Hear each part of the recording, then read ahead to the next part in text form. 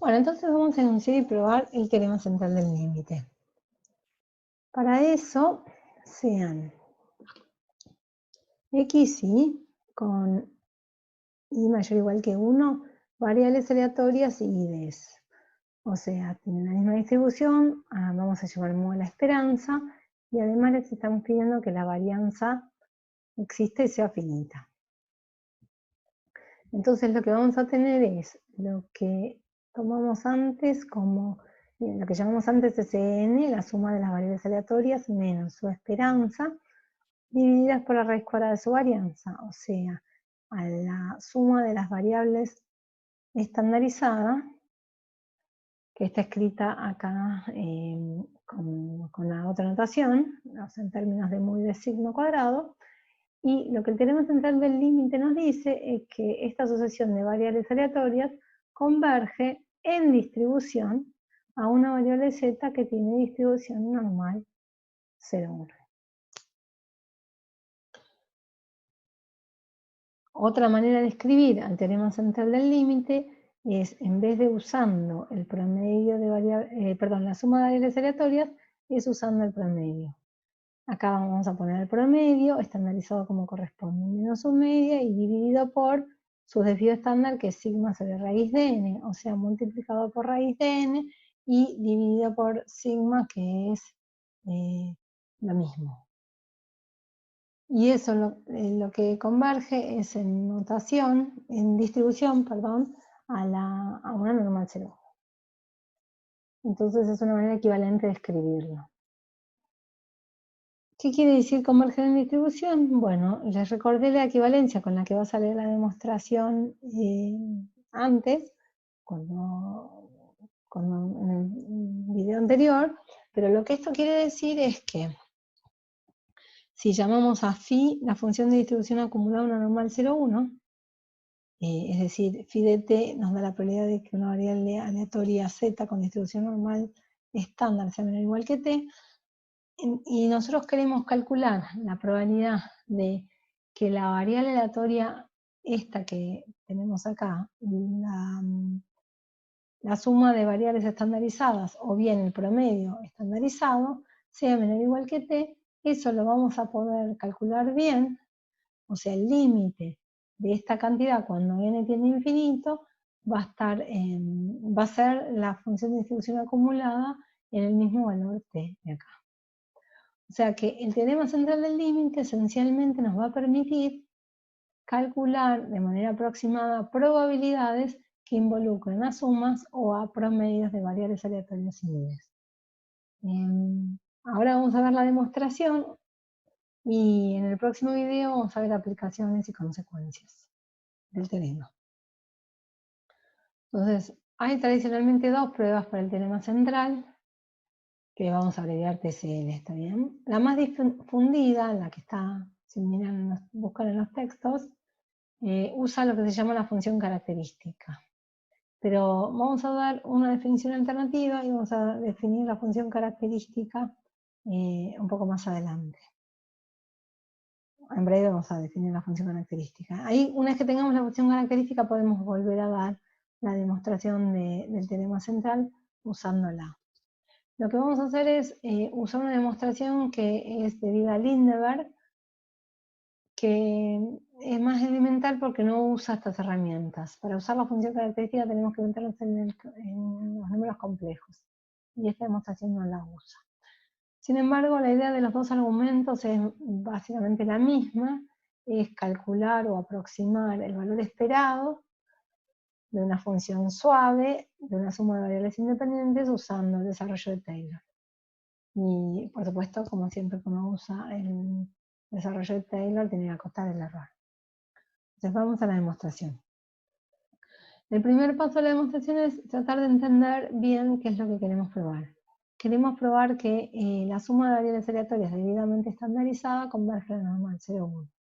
Ahora fíjense que en esta expresión que está acá, lo que está estandarizada es la suma.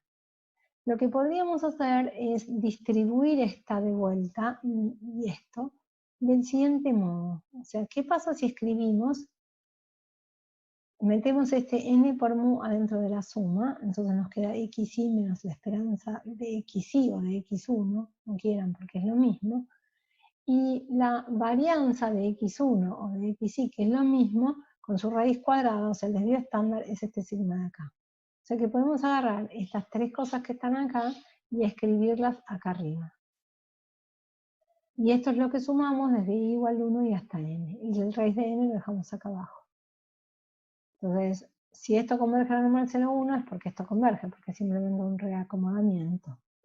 Entonces, si llamamos y sub i a esta expresión, que es xi menos su esperanza dividido su desvío estándar, entonces, por lo que vimos antes cuando hablamos de estandarización, la esperanza de esta y es 0 y la varianza es 1. Y el enunciado este que está acá se reduce a esta expresión que está acá.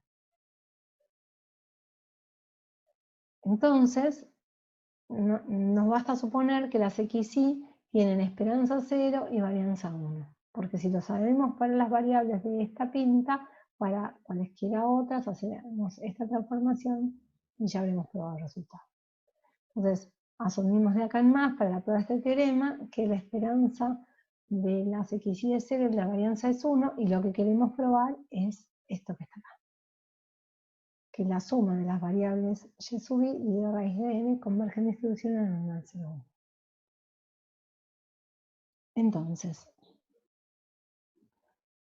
por el teorema 7.28, perdón, 7.23 y su corolario 7.24, nos basta ver que la esperanza de f de lo que queremos ver que converge a la esperanza de f aplicada en el límite. Para toda función que vaya una función real, que sea continua, derivable y que tenga tres derivadas continuas y acotadas. Entonces, lo que vamos a hacer es construir una demostración muy ingeniosa porque construye una sucesión de variables aleatorias independientes, idénticamente distribuidas. Estas zetas no son las x's originales que teníamos, son unas nuevas que construimos. Las zetas tienen distribución normal 0,1 y además son todas independientes de las x's. O sea, esta sucesión es independiente de esta sucesión. Entonces, para todo n, lo que las zetas sí cumplen es que cuando las estandarizamos tenemos una normal 0,1. ¿Está bien? Porque las zetas son normales, con esta distribución le tenemos que esto restar su media que vale 0 y dividir por la raíz cuadrada de su desvío, que es raíz de n. Entonces estas están estandarizadas y tienen distribución normal 0,1. Por el teorema de equivalencia de la convergencia en distribución con una convergencia de esperanzas y el corolario que nos permite tomar a las funciones intervinientes con estas cualidades, lo que nos basta para probar la convergencia en distribución es probar esto. Fíjense que acá lo que estamos poniendo es el término de la sucesión que nos interesa, y acá estamos poniendo cosas que son siempre distintas, pero lo único importante es que estas siempre tienen la distribución normal 0. La clave de esta prueba es expresar a esta diferencia que está acá adentro, primero la diferencia, después calcularemos la esperanza, como una suma telescópica. Entonces vamos a escribir esa suma telescópica. La suma telescópica tenemos que acá en el medio meter un montón de sumandos. Eso es lo que vamos a hacer. Entonces consideremos esto. S0 es lo que antes llamamos S. No le pusimos el nombre. Es bueno, lo llamamos S, no importa. Es este término de acá. Que es la suma de todas las x por 1 sobre raíz de n. Y lo que vamos a ir haciendo a medida que vamos aumentando el índice de las s es una por una ir reemplazando una de las x por una z. Estas son las x originales y las que están pintadas en naranjas, que son z, son distribuciones normales 0,1. Entonces vamos a reemplazar a la x1 por z1 al pasar de esta a esta. Al pasar de esta a esta, reemplazamos una más, hasta llegar al último caso donde tenemos todas normales. ¿Está bien? A esta la llamamos S, a esta la llamamos T. La diferencia entre una y la siguiente es simplemente que hay unas que en un caso tienen ese sumando de una X original y en otro caso en la suma aparece una normal. Y siempre la discrepancia se da en la que tiene el índice. S2 aparece por primera vez el Z2, digamos. Entonces, lo que nosotros queremos mostrar es que la distribución de S está cerca de la distribución de T. La distribución de T es una normal 0,1. Y estar cerca es en el siguiente sentido, que la esperanza de F de S está cerca de la esperanza de F de T para toda, debería decir acá, toda F continua de clase C3 y acotada. Como son 4 funciones acotadas, podemos pensar que K es la cota para todas ellas. Entonces, lo que claramente vale es que la esperanza de F de S, la primera, menos la esperanza de F de T, la última, la podemos escribir en esta suma telescópica. Olvidemos el menor igual por un ratito y olvidemos los símbolos de módulo por un ratito. A esta suma la podemos escribir como esta suma, sin las barras de módulo.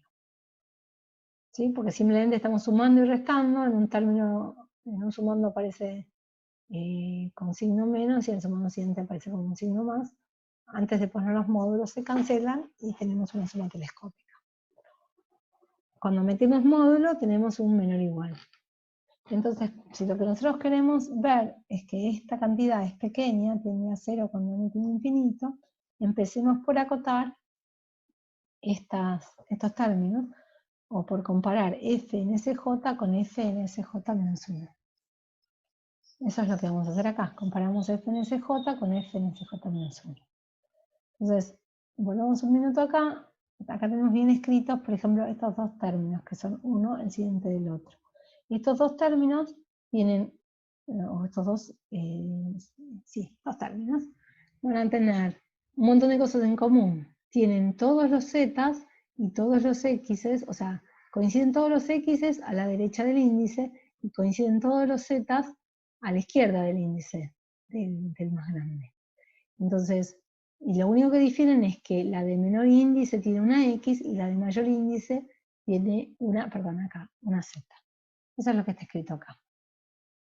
¿Cómo está escrito?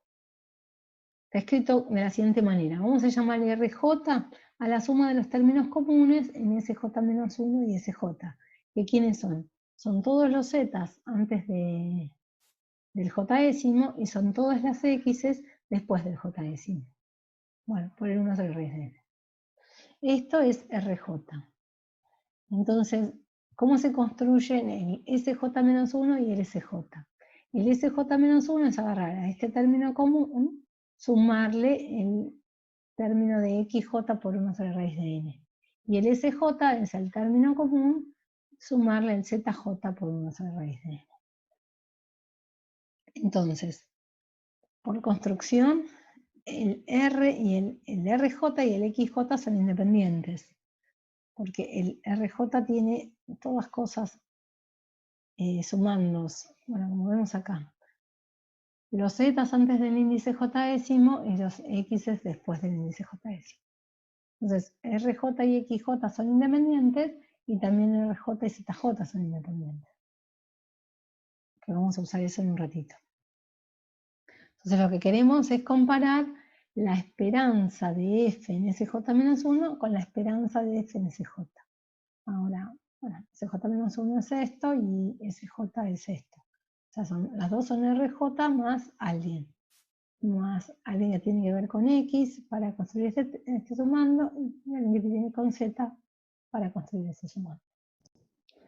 Bueno, entonces necesitamos comparar la esperanza lo copiamos de la página anterior, de F en RJ más XJ sobre raíz de n, con la esperanza de F en RJ más ZJ sobre la raíz de n. Lo que vamos a hacer, y acá aparece el desarrollo de Taylor de f alrededor de, en principio, cualquier x0. Lo vamos a hacer hasta el tercer término. Este es el desarrollo de Taylor. La función de x, la función en un x se puede escribir así, como el valor de la función en un x0 más la derivada en x0 por x menos x0, 1 sobre 2 factorial por la derivada segunda en x0 por x menos x0 al cuadrado más 1 sobre 3 factorial por la derivada de f en chi por x menos x0 al cubo, donde chi, como siempre, es un punto que está en el intervalo entre x0 y x. No tiene por qué ser x0 menor que x, pero digamos, esta sería como una notación para decir que está entre esos dos valores. Lo que vamos a hacer es vamos a llamar t de x a esta expresión de acá, al coeficiente que acompaña a la potencia cúbica de x menos x0. Entonces, ¿qué cumple este t de x? Esto cumple que está acotada por k sobre 3 factorial, porque la derivada está acotada por k, entonces t va a estar acotada por k sobre 3 factorial, y además, por supuesto, que el resto, que es toda esta expresión, que es la que está acá, dividida por x menos x, por menos x0 al cuadrado, tiende a 0, cuando x se acerca a x0. Entonces ahora, nosotros queremos comparar esto con esto, ¿no? Entonces lo que podemos hacer es llamar al x que está en esta expresión de acá como rj más xj sobre raíz de n. Y escribimos el desarrollo de Taylor de esa función.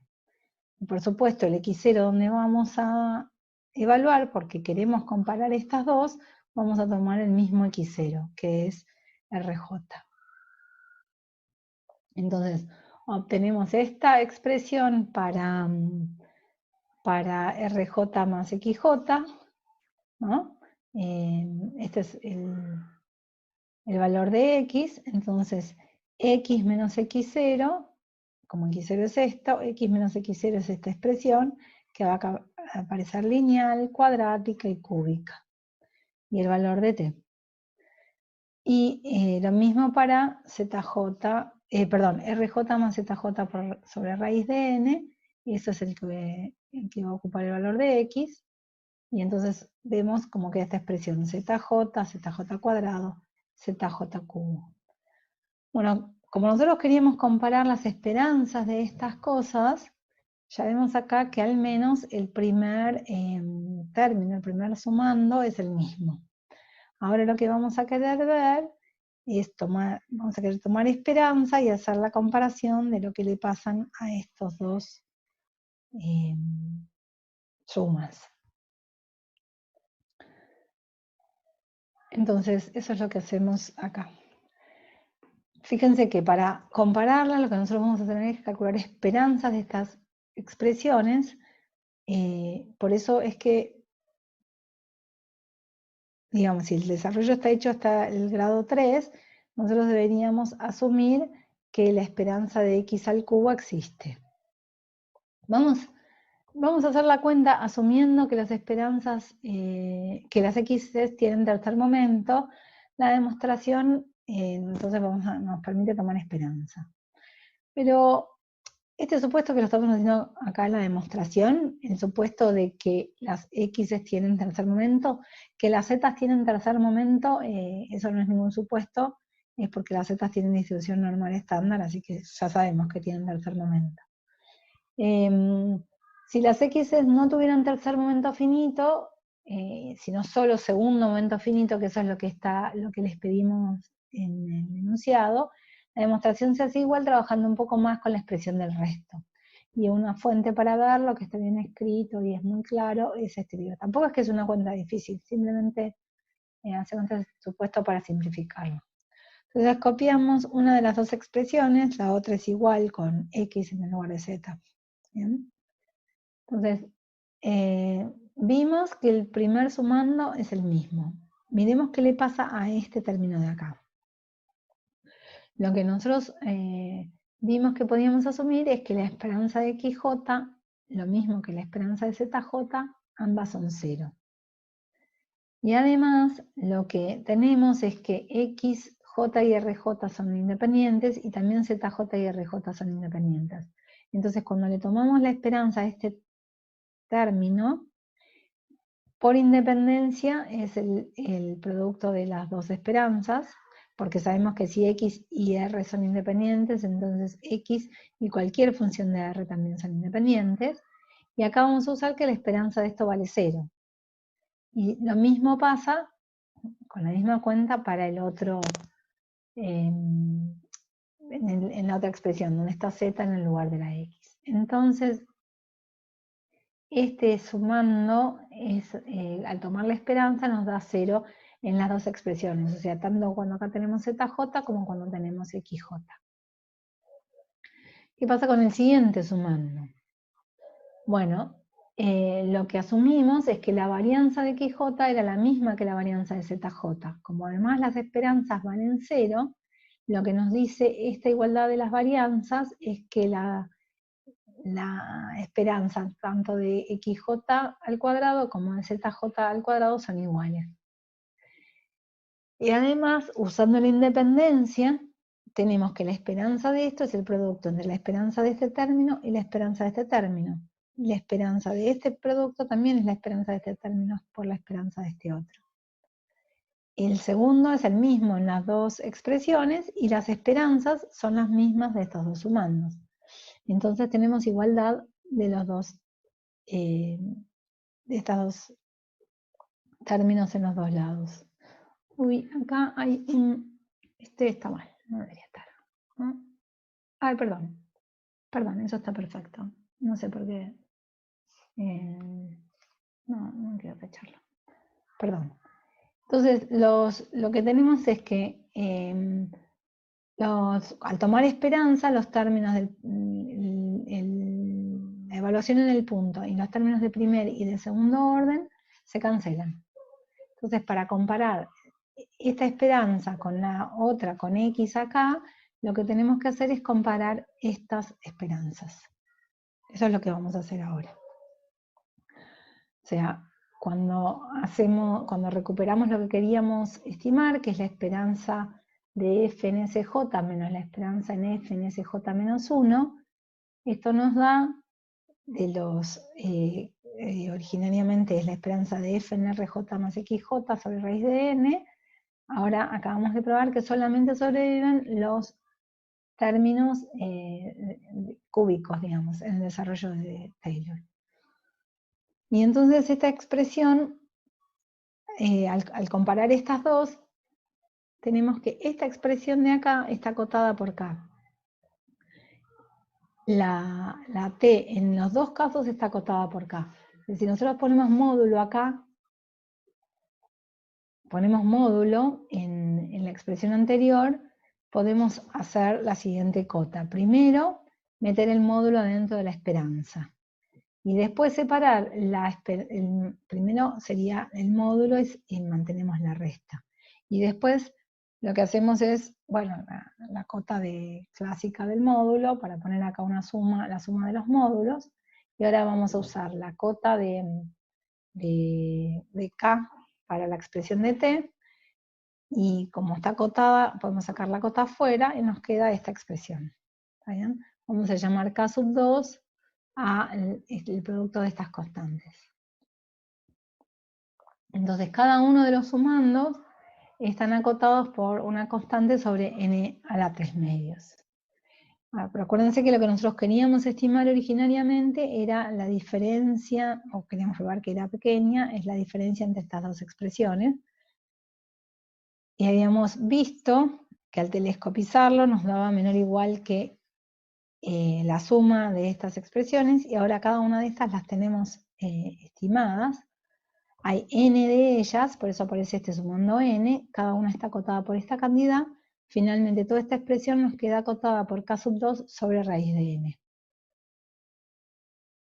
Cuando n tiende a infinito, esta expresión tiende a 0, y entonces hemos probado el resultado. Acabamos de probar el teorema central del límite.